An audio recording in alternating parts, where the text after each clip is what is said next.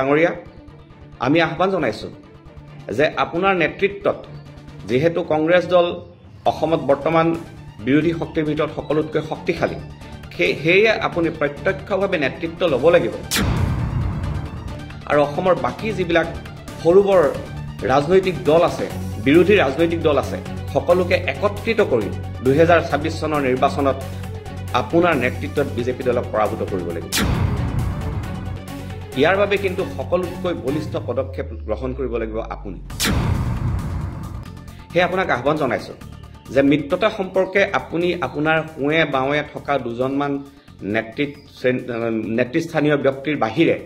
আপুনি ৱাৰ্ডৰ পৰা পৰামৰ্শ লওক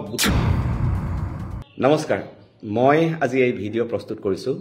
অসম প্ৰদেশ কংগ্ৰেছ কমিটিৰ নৱনিৰ্বাচিত সভাপতি আৰু সাংসদ সন্মানীয় শ্ৰীযুত গৌৰৱ গগৈ ডাঙৰীয়াক উদ্দেশ্য কৰি ডাঙৰীয়া নমস্কাৰ আৰু অভিনন্দন অসম প্ৰদেশ কংগ্ৰেছ কমিটিৰ সভাপতিৰ দৰে এক গুৰু দায়িত্ব আপুনি লাভ কৰাৰ কাৰণে লগতে নিখিল ভাৰত কংগ্ৰেছ কমিটিয়ে আপোনাৰ ওপৰত আস্থা আৰু বিশ্বাস ৰাখি আপোনাক এই গধুৰ দায়িত্ব প্ৰদান কৰাৰ বাবে আমি আশা ৰাখিম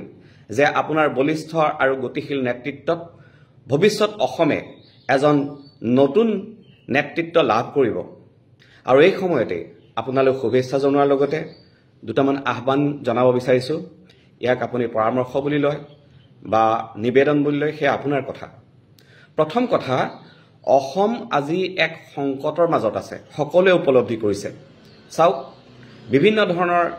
কূট কৌশল ৰচনা কৰি অসমৰ মানুহৰ আত্মমৰ্যাদা হানি কৰি বৰ্তমানৰ বিজেপি চৰকাৰখনে অসমৰ মানুহক যি অৱস্থালৈ লৈ গৈছে তাৰ পৰা অসমৰ মানুহে পৰিত্ৰাণ বিচাৰিছে কেৱল মাত্ৰ হিতাধিকাৰী সৃষ্টি কৰি এখিনি মানুহৰ ওপৰত মানসিক নিৰ্যাতন ব্লেকমেইলিং কৰি তেখেতসকলক বিভিন্ন আঁচনি কৰ্তনৰ ভয় ভাবুকিত বিজেপি চৰকাৰখনে বৰ্তমান কেৱল জনসাধাৰণৰ ভোট কাহাৰ কথাই চিন্তা কৰিছে তাৰ বাহিৰেও তেখেতসকলে বিভিন্ন সময়ত সামাজিক সম্পৃক্তি বিনষ্ট কৰি ৰাজনীতি কৰাৰ কাৰণে চেষ্টা কৰি আছে গতিকে এনে সময়ত আমি আশা কৰিম যে অসমত এক ঐক্যবদ্ধ শক্তিশালী বিৰোধী ৰাজনৈতিক শক্তিৰ উত্থান ঘটিব হে ডাঙৰীয়া আমি আহ্বান জনাইছো যে আপোনাৰ নেতৃত্বত যেহেতু কংগ্ৰেছ দল অসমত বৰ্তমান বিৰোধী শক্তিৰ ভিতৰত সকলোতকৈ শক্তিশালী সেয়ে আপুনি প্ৰত্যক্ষভাৱে নেতৃত্ব ল'ব লাগিব আৰু অসমৰ বাকি যিবিলাক সৰুবৰ ৰাজনৈতিক দল আছে বিৰোধী ৰাজনৈতিক দল আছে সকলোকে একত্ৰিত কৰি 2026 চনৰ নিৰ্বাচনত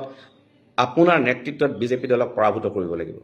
ইয়াৰ বাবে কিন্তু সকলোতকৈ বলিষ্ঠ পদক্ষেপ গ্ৰহণ কৰিব লাগিব আপুনি হে আপোনাক আহ্বান জনাইছো যে মিত্ৰতা সম্পৰ্কে আপুনি আপোনাৰ হুৱে বাৱে থকা দুজনমান নেতৃস্থানীয় ব্যক্তিৰ বাহিৰে আপুনি ৱাৰ্ডৰ পৰা পৰামৰ্শ লওক বুথৰ পৰা পৰামৰ্শ লওক তেখেতসকলে যদি কয় যে নেতৃত্ব যিটো যদি কয় যে অনাগত সময়ত অসমত এক বিৰোধী ঐক্য মঞ্চৰ প্ৰয়োজন আছে মিত্ৰতাৰ প্ৰয়োজন আছে তেতিয়া আপুনি তেখেতসকলৰ পৰামৰ্শ গ্ৰহণ কৰক লগতে আমি আশা কৰিম যে যিবিলাক আলোচনা হ'ব সেই আলোচনাবিলাক সন্মান সহকাৰে সকলোকে সমানে সন্মান দি যাতে হয় চাওক বৰ্তমান সময়ত কংগ্ৰেছৰ বাহিৰে ৰাইজ দল আজি এটা অন্যতম শক্তি হিচাপে উজলি উঠিছে ইয়াৰ লগে লগে উজনিত লুৰিণজ্যোতি গগৈৰ যি জাতীয় পৰিষদে অসম জাতীয় পৰিষদ আছে বা বিভিন্ন সৰুবৰ যি ৰাজনৈতিক দল আছে সকলোকে একেখন মঞ্চলৈ যদি আনিব পৰা যায় তেতিয়াহ'লে আমি আশা কৰিছো নহয় গভীৰ বিশ্বাস কৰিছো যে 2026 চনত কংগ্ৰেছৰ নেতৃত্বত এই বিৰোধী ঐক্য মঞ্চৰ এখন চৰকাৰ অসমত গঠন হ'ব ইয়াৰ বাবে কিন্তু আপুনি কষ্ট কৰিব লাগিব লগতে আৰু এটা কথা কওঁ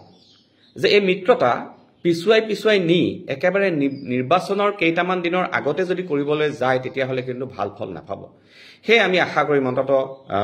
জুলাই আগষ্টৰ ভিতৰতে এই নেতৃত্বৰ গোটেই বিষয়বস্তুটো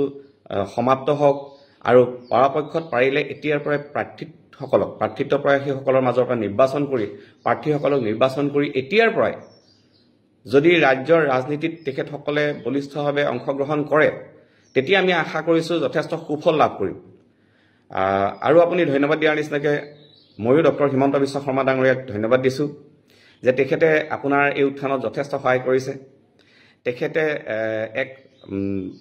যি বিচাৰ কৰিব লাগিছিলে কেন্দ্ৰীয় চোৰাংচোৱা সন্থাই সেই বিচাৰ কেন্দ্ৰীয় চোৰাংচোৱা সন্থাই একো নকৰাকৈ তেখেতে মনে সঁচা কিছুমান কাহিনী কৈ আছে যেন আমাৰ ধাৰণা হৈছে, কাৰণ তেখেতে এটা নিৰ্দিষ্ট ডেডলাইন বান্ধি দিছে। আৰু ডেডলাইন তেখেতসকলে বান্ধিয়ে থাকে। ধৰক তো কৈছিলে 2021 পিছত মই নিৰ্বাচন নেখেলো বুলি অসমৰ মুখ্যমন্ত্ৰী ডক্টৰ হিমন্ত বিশ্ব শৰ্মাই কৈছিলে, সেইটো পাহৰি থাকিলে। পীয়ুষ হাজৰিকা ডাঙৰীয়াইও আপোনাৰ নিৰ্বাচনত লোকসভা নিৰ্বাচনত যোৰহাট লোকসভা নিৰ্বাচনৰ আগতে কৈছিলে যে আপুনি জয় হলে তেখেত হেনো ৰাজনীতিত নাথাকে, কিন্তু এনেকুৱা ধৰণৰ ডেডলাইন দি থাকে। তাৰ পাছত মই আপোনাক আৰু এটা সাধাৰণ আহ্বান জনাব বিচাৰিছোঁ। মই আশা কৰিম যে আপুনি দলৰ একেবাৰে নিম্ন স্তৰৰ কৰ্মীৰ পৰা সকলোৰে লগত এক সুসম্পৰ্ক যাতে বজাই ৰাখে। যিটো ময়ো এটা সময়ত কংগ্ৰেছ দলতে আছিলোঁ, যিটো আমি ৰিপুণ বৰা ডাঙৰীয়াৰ পৰা পাইছিলোঁ। তেনেধৰণে আপুনি যাতে একেবাৰে সৰ্বস্তৰ কৰ্মীৰ লগত সমানেই একে ব্যৱহাৰ কৰি আগবাঢ়ে।